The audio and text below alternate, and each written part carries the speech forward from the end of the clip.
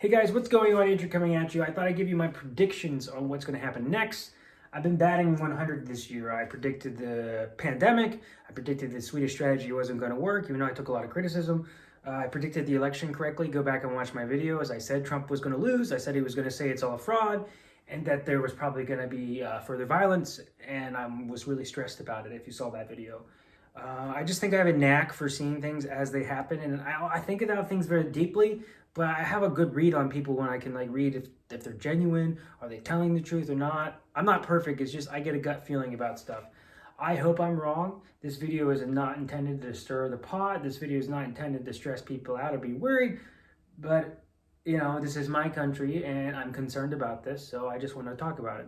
As I said in my previous video, this was not an accident. There were definitely members of police, federal government, and at higher levels of government that broke down on purpose for this to happen. I do believe Trump was trying to use this time to take control of office. And I do think the situation would have been really worse if they would have breached Congress. I think they would have forced Congress to either make Trump president or there would have been some kind of crazy trial. Either way, it would not have been good. We know now that Trump was blocking the National Guard from coming in. This is pretty darn serious. Now, I think the thought is now Trump's going to be impeached. He's going to go away. He's already said to people a bunch of times, I'm done.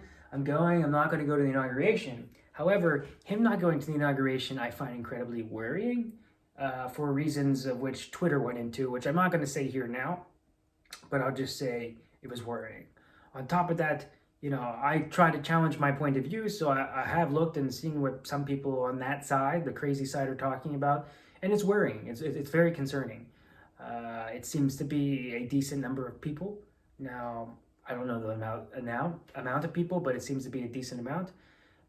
They really believe in their cause, and they believe they're fighting for America, and it's just so scary to me because I even talked to some family and friends back home and people that know people that believe this stuff, and it's like they don't know what to believe. Like the people that like Trump, they don't know what to believe. But it's like, yo, if you're wrong about Trump, let's say Trump's the hero, okay. He's either the hero and everybody else is lying and he's telling the truth, or he's lying and we're going to lose our democracy.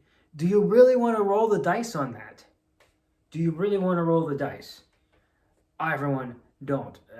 Usually if everybody else is calling you an asshole and you're the asshole, you know what I mean? It's like everybody has to take responsibility, and I'm sorry that's the case. So yeah, that's one. But I've been doing some thinking about this. I think that people, if you look back at World War II, I'm sure people that voted for Hitler at the time they don't want to take responsibility for it. They don't want to feel that they did the wrong thing. So you're always going to look at that guy with a different light because, these people that voted for Trump, millions of people, like 74 million Americans or whatever it was, they don't want to think that he's an evil guy or that they voted for the wrong person and they were wrong. One side is going to have to be wrong in this, and nobody wants to be wrong. And I think people are coming to the realization of that more and more. But this apologizing for things and making excuses and saying he didn't mean to do this, stop that right now. Because our country is more important than your pride. Sorry. Simple as that. You guys aren't patriots at all. You're just not. It's sad what's happening. I think it's more of a mental health issue, honestly. Because it's ridiculous to say that because I follow the news and read and stay educated, that I'm misinformed. But because you're watching a bunch of crazy videos on YouTube, it's like these people, if they would write a paper, they would use Facebook as a source. It's crazy to me. But you can't fight crazy with crazy. However, my prediction is I don't think Trump's done. I don't think this is going to be the only attempted coup. I'm concerned about what's going to happen moving forward. I'm very worried about Inauguration Day. I really hope they do it virtually. I just think we need a transition of power. Just a new guy in the White House, let's start. But I don't think this is the last of Trump. I think he has one last gung-ho. I'm concerned about how much loyalty he has from military and police. And again, you don't need to have everybody or even half, What if you just have 10%? What if you have 5%, 10%? What could you do? And at this point, I don't think Trump's lost any sleep over 5 people dying at the cause of him. So, it's nuts. The final thing is everybody's saying it's Antifa. It's like, I was watching it live because I saw someone streaming on Facebook, and it was like right after everything happened, everybody was repeating to everybody, "Oh, it's Antifa, it's Antifa."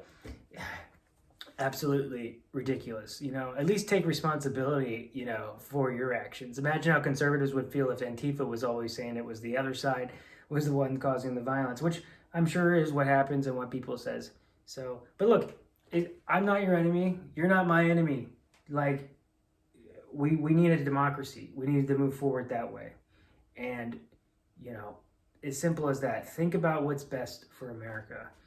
And I'm sorry, Trump isn't the answer. And you can't just believe in one guy so much that you disbelieve everything else. You can't call someone crazy and say, well, Trump is the only one I believe, and everyone else. Everybody is leaving him. Everybody. He's got barely anyone loyal to him left. Look at Mike Pence. Mike Pence was like Trump's dude for 4 years. And Trump had people chanting for him to be hung. Just because he followed what he was supposed to follow. Guys, figure this out. Do the right thing.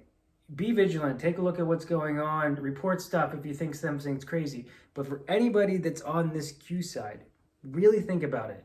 Do you really want to roll the dice on our country and our democracy? Do you really want to roll the dice? Do what's best for all of us. We don't need this right now. We need to get through the pandemic. And finally, leaders matter. Who your leaders are matters. Having a leader that lies constantly, we see the result of that. And to all the people telling me this couldn't happen anywhere else, this couldn't happen in Sweden, let me just say this very simply. Look at Sweden, right? Coronavirus response is a failure. Give it a couple more months of that, and suddenly the high trust in government. There isn't as high trust in government. Suddenly maybe the far-right party in Sweden gets elected next election within 2 years. Then more hostility comes, and what we were dealing with on Facebook happens here. It could happen here. You have to understand that when times are good, stuff like this isn't going to happen, right? If there was no coronavirus, Trump wouldn't be in this position or try this, I don't believe. But add in a little bit of people feel desperate. People don't know when they're going to get their next meal of food. When people turn desperate, they're capable of not such nice things. And that's where I feel that we are. But I do feel hopeful. I do feel that good will prevail. It's just going to be a difficult couple weeks. So I wish everybody well. And again, I hope I'm wrong. Okay, guys, take care.